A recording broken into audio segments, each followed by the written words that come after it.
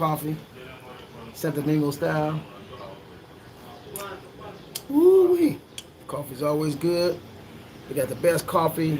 I got to grow a lot of tobacco here. I put a picture on my Facebook the other day. People thought it was something else, but it was actually sugar. So I wanted you guys to see my empanada that I eat in the morning. I shouldn't be eating this every morning. That's just some ketchup, some other sauce. But it's chicken, huevo, and queso, and cheese. Very good. Got a lot of calories in it, but you guys know I burn a lot of calories. I move around a lot. But I wanted to talk to you guys about why you need to know about crypto. Now, this morning when I woke up, I saw another article about Panama. And Panama was talking about regulations for cryptocurrency as well. It's ridiculous. They can't regulate cryptocurrency if you guys understand the power of thereof and how it's used. So that's what the Family Cash Machine is about. We're about not just teaching you guys about crypto, but teaching you about wealth, teach you about money. Because as you guys know, you guys see me on the interview with Freeway Rick. I've had money before in my life twice, a lot of money. So it's not about money; it's about wealth. It's about how do you create a blueprint for your family to follow for years to come. I was reading something interesting about Benjamin Franklin. Benjamin Franklin, he left $100 in some type of trust. Actually, 200. He left 100 in Philadelphia, and he left another 100 in Boston. And he said not to bother it for 200 years at 8% interest. So in 100 years, he said they can give up 500,000 to each city for parks and recreation. 500,000 from $100 at 8% interest annually. After 200 years, I think he died in 1790. In 1990, there was approximately $6 million in those accounts from $100. So that's the power of compounded interest, but it's also the power of having a plan, a financial plan.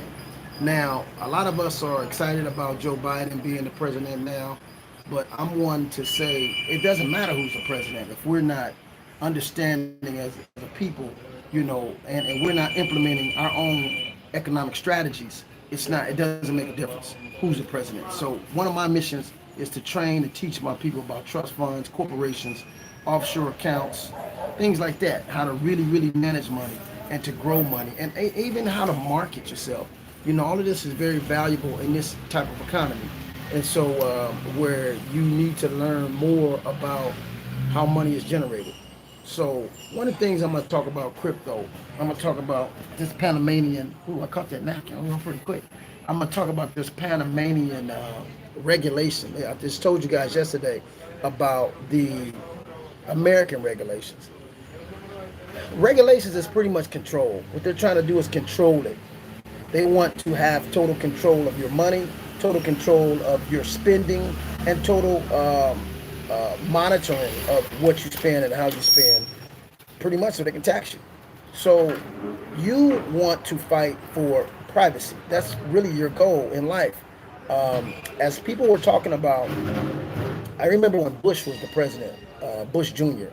When he was the president, we had the situation where a lot of people were talking about the vice president, Dick Cheney, and he was worth over 200 million, or I think it was something like that, $200 million, and he had more money than Bush, and everybody was really salivating with the fact that Cheney had more power and money than Bush. But that's not the case. They missed it. They missed it. They missed it. I'm going to tell you what they missed. Everybody missed. Bush was born a billionaire. I just recently did a book called The Greatest Exchange of Wealth in History. In that book, I talk about there's only 2,000 billionaires in the world. 2,000. That's nothing. That's like, when you think about that number, 2,000. Okay, there's over 7 billion people in the world. So 10% would be 700 million. Okay? 1% would be 70 million. So we're talking 2/10,000th of 1%. That's billionaires in the world. So billionaires are very, very rare. Now, Bush was born a billionaire. So how is it that this guy was born a billionaire, but yet on his taxes he shows less than Dick Cheney? That's the magic. That's what we teach you guys here, is how to really plan and how to put together a financial agenda to where you don't show all your wealth. Now, all you guys are talking about, you're talking about what's the name for Amazon? You guys, most of you guys are talking about Jeff Bezos being the richest man in the world. I think somebody just surpassed him. I think it was Elon Musk. These are not the richest people in the world. That's those that are documented for their taxes. They're showing the richest people in the world. But what about the people that own the banks? What about the Rothschilds? What about the DuPonts? What about the Oppenheimers? What about these people who actually own the banking system? They're not shown. You don't see them anywhere. And these people have way more money than your Jeff Bezos and your Mark Zuckerbergs and stuff like that. These people got way more. They got generations. They've been making money since the 1200s. They've owned the banks since the 1200s, but you don't hear about them. This is the highest level of economics. The highest level of the game is for you to own nothing and control everything. This is what we teach, and this is why cryptocurrency is so important for you guys coming up or trying to come up, because right now the way taxes are made, it's very, very hard for anybody to really come up with almost 50% of your income being taxed. And you don't even really have control of where your tax money is going. So again, let me smile a little bit. Hey, because I be so tense in the morning. I get up in the morning, I got so much on my mind. I'm always moving, I'm always thinking, I'm always planning. And right now we're putting together more courses for the Family Cash Machine. And I'm actually building right now a online course, some online courses, network marketing courses. So people can learn how to make money from home. Because we're in that kind of economy where you just can't rely on government. You can't rely on the economy. You can't rely on the economic systems of the world, because they're all crashing and colliding, because they're all based on fiat currencies and debt. And so this is why you need to learn this stuff. You need to really learn this, because this is a system that's not predicated on debt or credit. It's just predicated on people using the technology. So again, let me give you a little history of cryptocurrency. In 2008, we had Bitcoin created by an anonymous person named Satoshi Nakamoto. And the reason this gentleman stayed anonymous, because they probably would have killed him if he would have came straight out with this technology. He stayed kind of private. He emailed a lot of people like Julian Assange. That's probably why he's in jail. They're not telling you the truth about that. The guy from WikiLeaks. And Hal Finney, Nick Szabo. There was quite a few people who were what they call cryptographers. And so he wanted to create a cashless currency that was peer-to-peer, electronic, and it didn't need a third party. And that sounds simple, but there's never been a time that we've had a currency where you didn't need a middleman, like a bank, a financial middleman, to make sure that money went from point A to point B. Well, now with crypto, you can do that. You can send money peer-to-peer on someone's computer, on their phone, without any third party being involved, without a bank, without a financial institution, and without even using your name or your social. And I know that sounds kind of crazy, because we've been trained for so many years to incorporate a third party, to where we don't really understand how it works without a third party. But again, this is why you want to take the classes with the Family Cash Machine, because it's to your advantage, because this thing is taking off, and most of your major institutions and governments are getting involved, and they're trying to get themselves in a position where they're going to make a lot of money and they're going to control it.